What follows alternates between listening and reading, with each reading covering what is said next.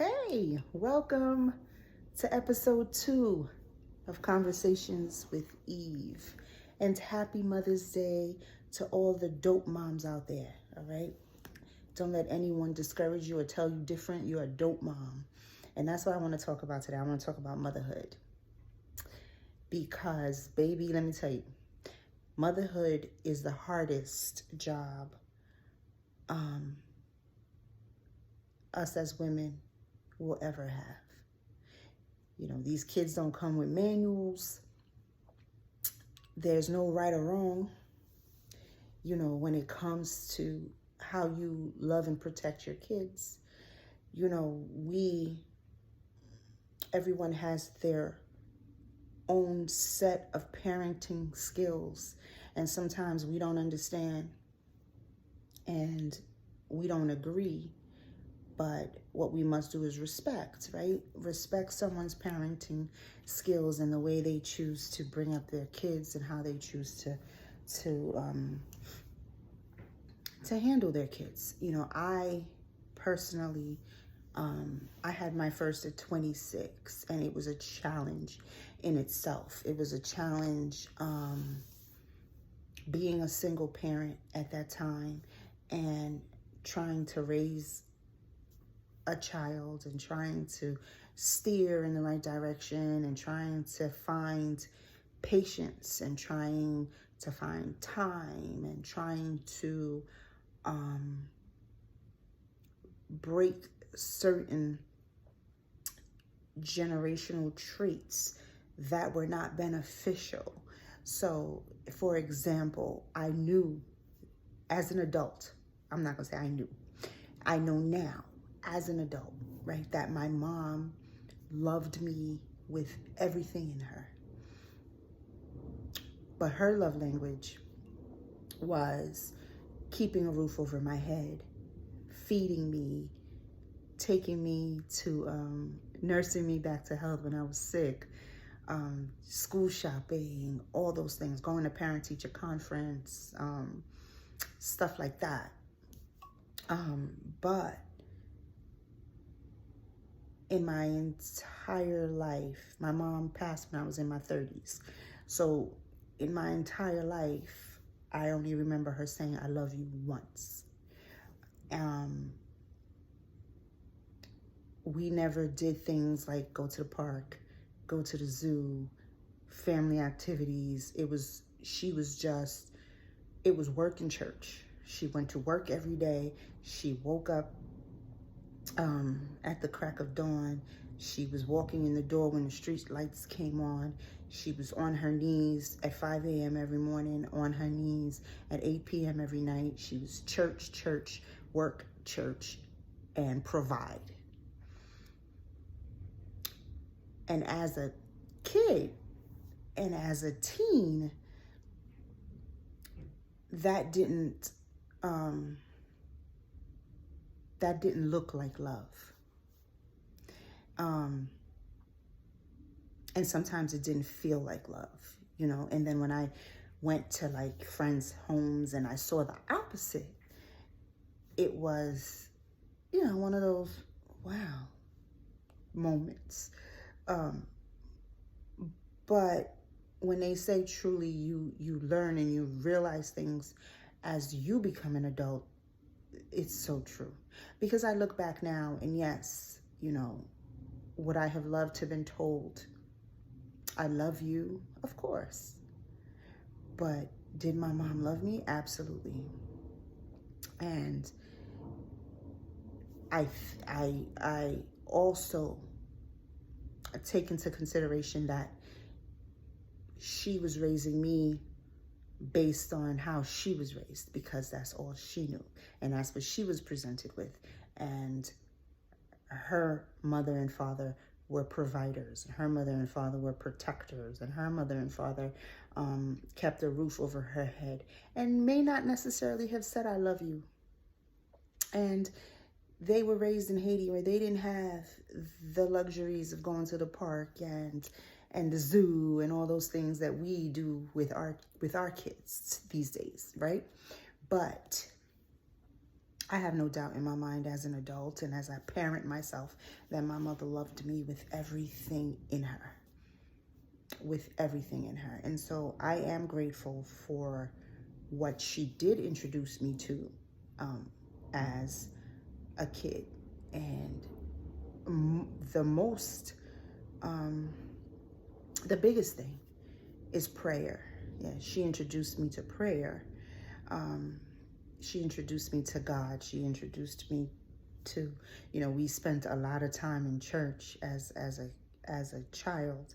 I was in church most days, maybe 6 out of 7 days a week.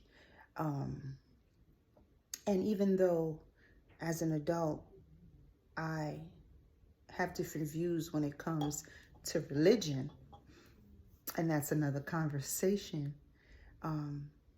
Prayer, however, has always been and will always be the center core of me. And I pray through everything. And sometimes I, and even when I feel like my prayers are hitting the ceiling and bouncing back down, because sometimes we feel that, I still pray. And my mom was the individual that introduced me to that and told me that in all things, I must pray. And that's every single day. And even when things are good, I must pray. And so now, fast forward to me, when I have my children, I absolutely always tell my kids that they need to pray. Learning to properly express feelings, learning to have those sit down one-on-one difficult conversations, learning to let go sometimes, and learning that there may come a time when you absolutely love your kids and you love them to the core of who you are, but you must release and you must let them go experience life and let life kind of sort of beat them down a little bit, even though that is the hardest thing for you as a parent to sit back and watch and sit back and allow to happen. Sometimes you have to just let life take control. And because I've learned, like, I could tell my kids the same thing and they go and they seek someone else's advice and that person verbatim says the same thing, and they'll take that and run with it. But sometimes they don't take what we as moms say because, we're just trying to ruin their lives. But the hardest part of being a mom for me was stepping back and just releasing and just saying, you know what? I'm going to pray for you. I'm going to cover you. I'm going to ask God to keep you, but I'm going to let you go and I'm going to let you experience life. And I pray that life doesn't do what life can do, and that is tear you apart. I pray that it has mercy on you, but I still want you to learn something. And I had to do that. And it was hard, but I had to. And to some extent, life did give the lesson. And to some extent, there has been growth. To some extent, there has been maturity. Is there still immaturity? Absolutely. But again, life will continue to do what life does. but I just wanted to give, I guess, a brief word of encouragement to moms out there that may feel as though they have failed, may feel as though they haven't done the best job at being a mom, or may feel that they could have done better. Because, I mean, we all could have, right? There's always something that we could look back at and say, wow, I could have handled this situation better. I could have said something or expressed myself better, or I could have put aside my frustration and anger and approached this situation or that situation with a little bit more compassion and love. There's always something. There's always going to be something. We're not perfect. And motherhood did not come with a manual, will not come with a manual. I think you do the best, the very best that you absolutely can. And everyone will be okay. Your kids will be okay. You will be okay. Everything will work itself out in the end. Just, keep them in prayer. Stay prayed up. Don't beat yourself up. You were given this task because God knew you could handle it.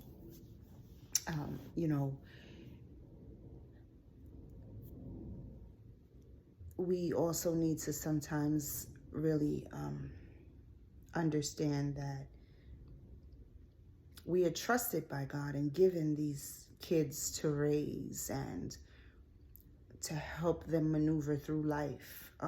But we don't own them, right? Someone once said to me that,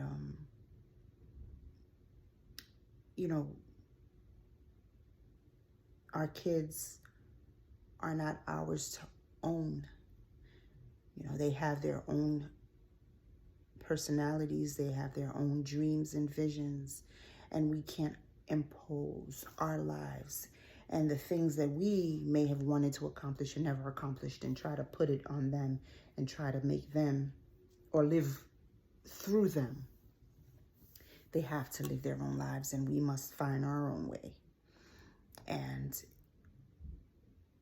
that was an eye-opener for me. It was a lesson for me as well, because we have these visions for our kids and what we may want them to be, what we may want them to do in life, the direction we want them to go. And then when they grow up and they go the absolute opposite direction, we're like, but it's their lives. It's absolutely their life. And sometimes we have to kind of, as hard as it is, allow them to experience that life. And whatever direction it takes them, sometimes it'll produce blessings on top of blessings, and sometimes they'll realize it's not the right direction. But that's all for them to figure out, especially when they get to a certain age. You get them through elementary school, you get them through middle school, you get them through high school, and then they're in college. And we still want to have that reign, and we still want to have that control, and we still want to tell them, no, you don't do that, do this. No, I don't think you should go that route. I think you should go this route. No, I don't think that should be your major. Your major should be, and then, we have to kind of take a moment and step back and say, all right, literally, we can have the conversations, but in the end, the decision is their own. My youngest wanted to get a job, and you know, I'm okay with it. But she wanted to work in another borough that I felt was a bit dangerous, and I felt the commute would have been exhausting, and the transit system in New York City has gotten pretty bad with crime and all this other stuff. So I said, you know, I expressed my views on it, but in the end, I just said, you know, this is how I feel about it. But you do what you feel is best for you. You know what I mean? And then I absolutely went and prayed and said, God, please, you know, just listen, please. And, you know, and she made the decision that was best for her. And whatever that decision would have been, had it not been the decision that I would have liked her to make, I would have had to just accept it and deal with it and hope and pray that things worked out, you know, because my kids weren't like me. They weren't raised like me. I was raised, you know, riding the trains, riding the buses, walking. My ability to pick up on when someone was following me, or if there were dangers around, you know, my kids weren't raised like that. They were driven everywhere. They had, you know, between me and their dad, you know, they had car rides everywhere. They weren't in the streets like that. They didn't ride public transportation like that. They literally oblivious to the dangers out there. And so I had a conversation with someone a while ago, and I was like, you know, oh, when you raise your kids like that,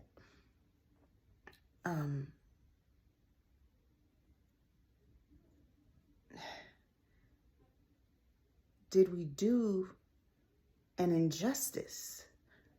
Or, you know, and for some people might be like, yeah, you kind of did, because they need to know how to survive out there, and they need to know how to maneuver, and they need to know, you know, they need some kind of street smart, and they need to understand the dangers that are out there. And then others are like, absolutely not.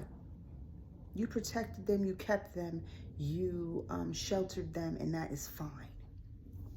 So again, everyone has their own way of mothering. So I want you today, on Mother's Day, to pat yourself on the back, congratulate yourself, continue to do the best that you can do. Don't let anyone tell you that you didn't do it right, aren't doing it right.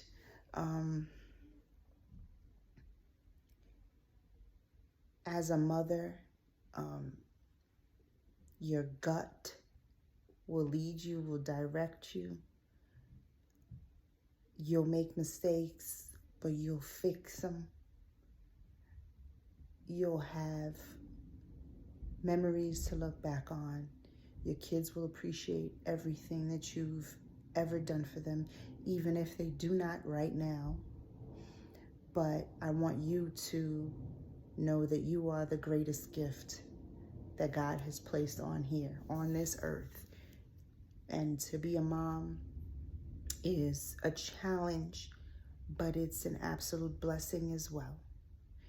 And so today I want you to enjoy, whether you're spending it with your kids, whether you're spending it with family, whether you're spending it at home alone, whatever it is that you're doing, enjoy it. And have the best possible day that you can have. And as women, as moms, as, you know, Black women, we must be each other's encouragement. And so today, I end conversations with Eve saying, Happy Mother's Day. You're doing it. You got this. You rock. Until next time, thank you for joining me.